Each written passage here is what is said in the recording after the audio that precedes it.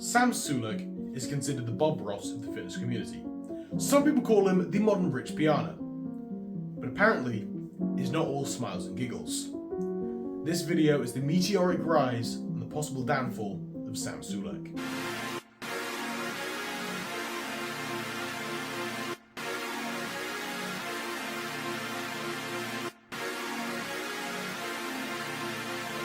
February 7th, 2002.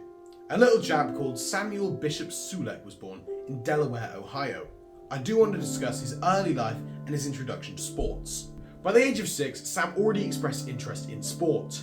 Through all sources I've found, he was interested in diving and gymnastics. By age 8, Sam started to dive for the Delaware Aquatics racing team Stingrays. There's not much information I could find about his early life online, but that's fine. It'd be pretty odd for anyone's life to be published entirely online. In 2017, at age 15, Sam made a decision that would change his life. He would start going to the gym to lift weights. Past that point, in 2019, he quit gymnastics entirely to focus on diving, which he then later quit the very next year to fully focus on bodybuilding.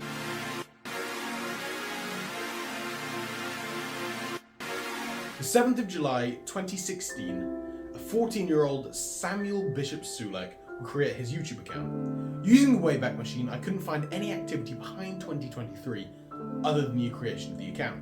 That's pretty fucking crazy. July 26th, 2022, Sam uploaded his first TikTok video.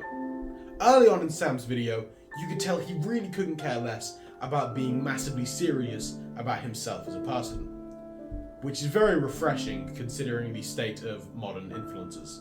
Obviously, I sound like a bit of a hypocrite, dressed up all in a suit. He had some pretty stable growth on YouTube from January 19th, 2023, the upload date of his first YouTube video. But in only 4 months, he fucking exploded. When I say exploded, here's the graph. Holy shit. A mix of his calm tone, yet intense training, and a unique mixture of science and ego lifting.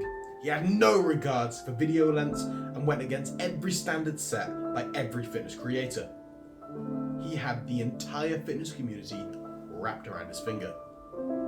But that isn't without its negatives.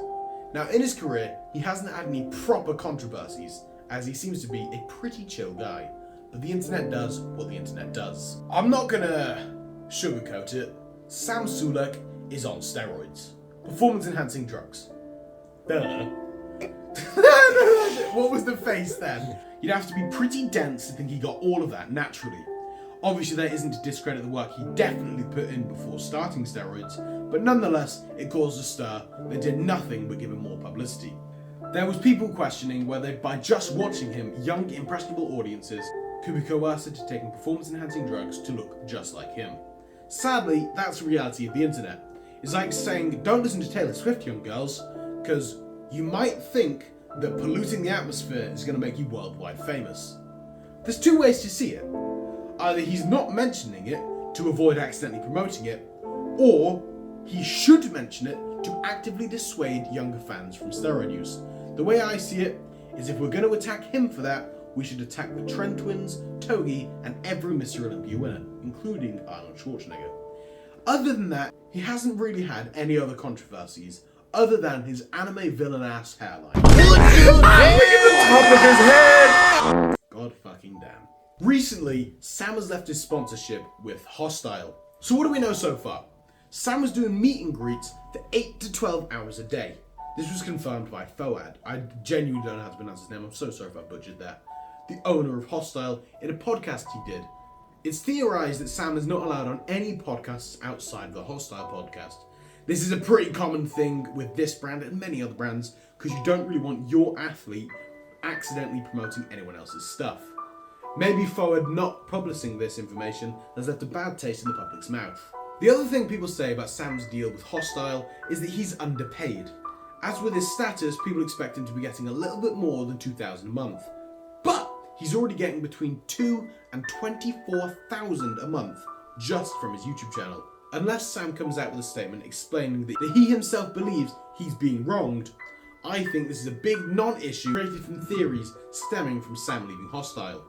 But at the end of the day, we can agree whether he's getting 1 million views a month or only 2, he's probably still going to make the content that he enjoys making. If there's any updates, I'll be sure to make a video on it. But for now, thank you so much for watching. Have a great day or night, depending on when you're watching. Love you.